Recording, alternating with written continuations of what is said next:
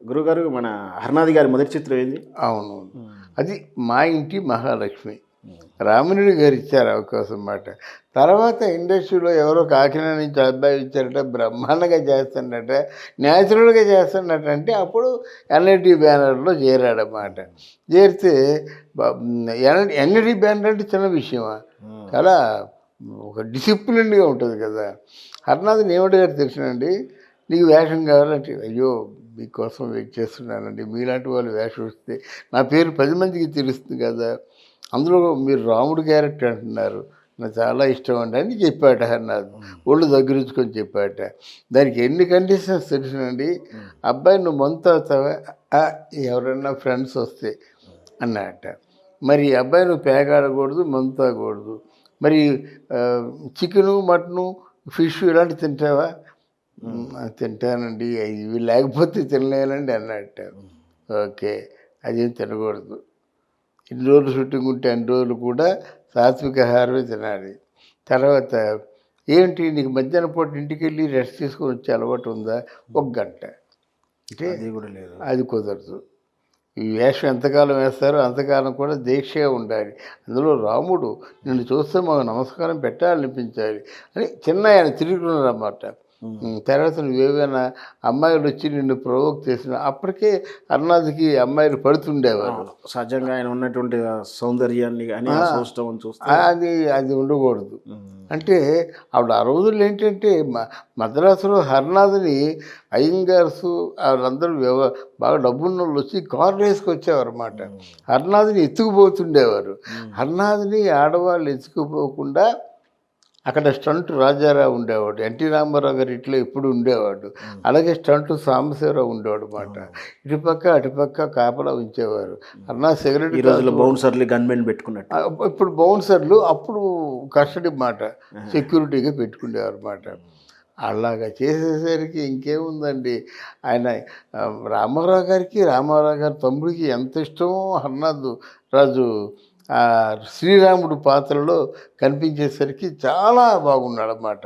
మాయాబజార్లో కృష్ణుడు అలాగో సీతారామ కళ్యాణంలో రాముడు అలా. నిజంగా కూడా ఎన్ఏటి బ్యానర్లో రామారావు గారు కాకుండా రాముని వేషం ఇతనికి ఇవ్వడం అంటే చాలా. తర్వాత అది సీతారాముడు కళ్యాణం చూతమరారండి అనే పాటకి నిజంగా ఈయన గీతాంజలి ఎంత ముద్దుగా ఉన్నారు. ఈ రోజు కండి ప్రతి ఇంటి కళ్యాణ మండపంలో ఆ పాట కంపల్సరీ ఉంటుంది. ప్రతి పెళ్లి క్యాసెట్లో ఆ సీడీలో ఇప్పుడు ఉన్న తరంలో కానీ పెన్ డ్రైవ్లో ఖచ్చితంగా ఆ పాట లేకుండా ఉండదు. అంత బాగా ఉండడానికి కారణం కూడా అంత లీనమైపోయి నటించాడు. దాంతో రామారావు గారికి మంచి ఇంప్రెషన్ ఉండి భీష్మలో కృష్ణుడు క్యారెక్టర్ ఇచ్చాడు. ఆ కృష్ణుడు క్యారెక్టర్ కూడా చాలా బాగా చేశాడు. భీష్ముడు కపట సూత్రధారి అని ఆయన్ని తిడతాడన్నమాట. కృష్ణ నువ్వే కదా ఇంత నాటకం ఆడిస్తున్నావు అనేసరికి అప్పుడు కోపం వస్తుంది కృష్ణుడికి. కోపం వచ్చి ఆ రథం మీద నుంచి దూకుతాడు భీష్ముడి దగ్గరికి. అప్పుడు భీష్ముడు దండం పెడతాడనమాట.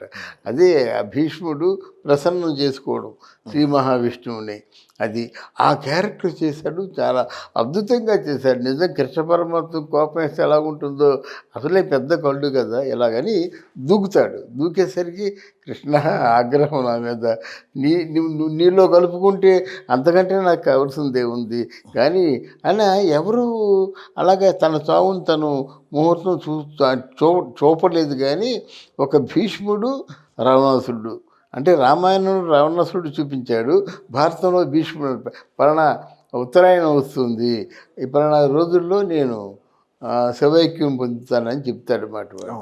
అది అంటే ఇట్లాంటి ఎందుకు వివరాలు చెప్తున్నామంటే అంతగా లీనమైపోతున్నామండి. దాంతో హర్నాథ్ గారి పేరు బాగా దక్కిందన్నమాట. ఎవరైనా ప్రతి హీరోయిన్ కూడా హర్నాథ్ పక్కన యాక్ట్ చేస్తామని చెప్పడమే, ప్రతి బ్యానర్లో కూడా హర్నాథ్ గారు యాక్ట్ చేయడమే ఇలా జరుగుతుండగా ఒకవైపు ఏఎన్ఆర్ గారు సినిమాలు, ఒకవైపు ఎన్టీ రామారావు గారు సినిమాలు, మధ్యలో ఈ తరం వచ్చినటువంటి ఇతని మొత్తం సినిమాలు ప్రభ నడుస్తుంది అంటారు. అవును, అంటే ఏఎన్ఆర్ సినిమాల కంటే ఎన్టీఆర్ సినిమాల కంటే హర్నాథ్ సినిమాలు బాగున్నాయనే టాక్ వచ్చింది. అక్కడ వచ్చింది ప్రాబ్లం. అది అక్కడ వచ్చింది ప్రాబ్లం అన్నమాట. ఎప్పుడైతే టాక్ వచ్చిందో కొంతమంది ప్రొడ్యూసర్ల వర్గాల వారు వాళ్ళు కావాలనే తప్పించుకున్నారమ్మా.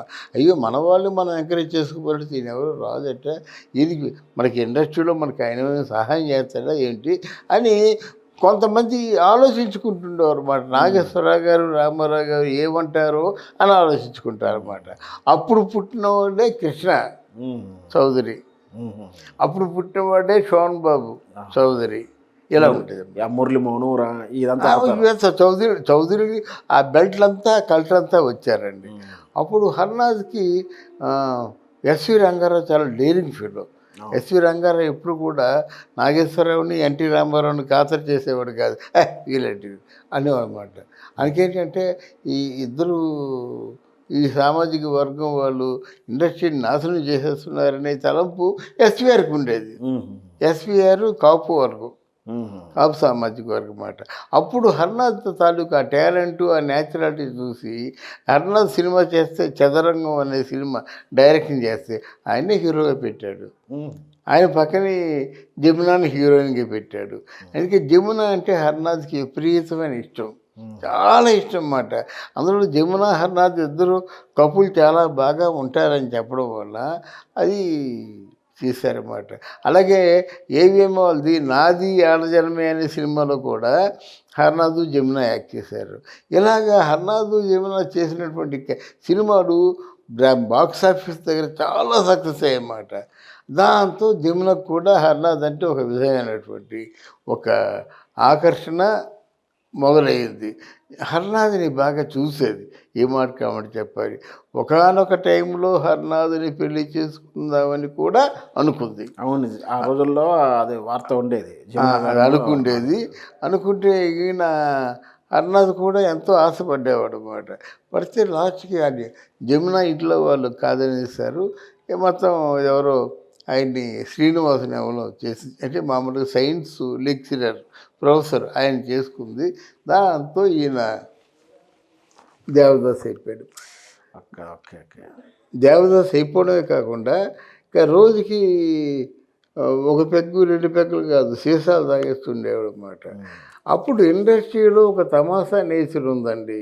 ఇండస్ట్రీలో పొరపాటున కానీ సెట్లోకి తాగి వచ్చాడా దొరికిపోయాడా వాడి జీవితం నాశనం అయిపోతుంది. వీడు తాగుడికి అలవాటు పడ్డాడు. రాసిన బావులు మనకి కస్తూరి శివరావు గారు అంతే కదండి. కస్తూరి పాప తాగి వచ్చాడంటే చులకన భావం ఏర్పడుతుంది. తాగి వస్తాడండి, కాల్షీట్ రాడండి, ఎగ్గొట్టేస్తాడని చెప్తారన్నమాట. అదే ఒక ఎస్వి రంగారావు లాంటి వాళ్ళు మాత్రం చర్మం వచ్చేస్తారు. నా కొడకల్లారు, తాగితే మీకేంటా, తాగిపోతే మీకేమిట్రా, నా తెల్లవారు నా నిద్ర లేదు, తాగితే కానీ యాక్ట్ చేయలేను, ఇప్పుడు యాక్ట్ చేయమంటారా ఇడిపోమంటారా మీరు అలా మాట. బట్ చాలా ఫెరోసియస్గా ఉండేవాడు, అంటే ఎవరిని లెక్క చేసేవాడు కాదు ఎస్వి రంగారావు గారు. ఇక్కడ హర్నాథ్ రాజుకి ఒక ప్రచారం మొదలైపోయింది. షూటింగ్లు రాడు, వచ్చిన తాగేస్తాడు. ఎప్పుడు జమున షూటింగ్ ఎక్కడైతే అక్కడికి వెళ్ళిపోతాడు. జమునను చూడకుండా ఉండలేకపోయేవాడు అన్నమాట. దాంతో ఒక అనుకోని ఒక దుర్ఘటన ఏమిటంటే, హర్నాథ్ ఇంట్లో ఫైనాన్షియల్గా కొంత కట్టుబాట్లు చేశారు. ఇదేమైపోతుందో సొమ్మని చెప్పేసి స్నేహితులు కూడా చెడగొట్టారు ఇది స్నేహితులు అసలు చెడగొట్టిందే స్నేహితులేండి. ఎందుకంటే మొదటి నుంచి వేషాలు బాగా వేస్తున్నా బాగా వేయకపోయినా సాయంత్రం వేసరికి కొంతమంది స్నేహితులతో కూర్చొని అలవాటు. అప్పు చేసి మరి స్నేహితులతో కూర్చునేవాడు. అదేం గొడవో తెలీదు. ఆ రోజుల్లో ఎవరింటికైనా వెళ్ళి ఒక 1000 రూపాయలు అప్పు చేసి 1000 రూపాయలు చాలు. ఆ రోజు తెల్లవారులు తాగాలంటే 1000 రూపాయలు చాలా కుప్పలు. అలాగా డబ్బులు అప్పు చేసి మరి తర్వాత ఎప్పుడు ఇచ్చేవాడు, కానీ మొత్తానికి అప్పు చేసి తాగేవాడు అన్నమాట. అలాగే ఆయన పేరు పూర్తిగా దుష్ట ప్రచారం మొదలయ్యి ఎవరు యాక్ట్ చేసుకుండా, తర్వాత ఏమో జమునతో కృష్ణగారితో సినిమా చేశాడు. ఆ సినిమా రిలీజ్ అయితే డబ్బు వచ్చేది, కానీ రిలీజ్ అవ్వలేదు. తర్వాత ఎక్కడ చూసినా అప్పులు పెరిగిపోయినాయి, ఆర్థికంగా రూపాయి సంపాదించలేదు. ఈ తాగుడు వల్ల ఏమో ఆరోగ్యం పాడైపోయింది, కళ్ళు కనిపించడం లేదు సరిగ్గా. అరుణాథ్ గారికి వివాహం జరిగిందా, అలా వారసులు విషయం ఏంటి? శ్రీనివాసరాజు ఉన్నాడు కదా, శ్రీనివాసరాజు అంటే అరుణాథ్ కొడుకు. నాకు చాలా మంచి ప్రాణమిత్రుడు.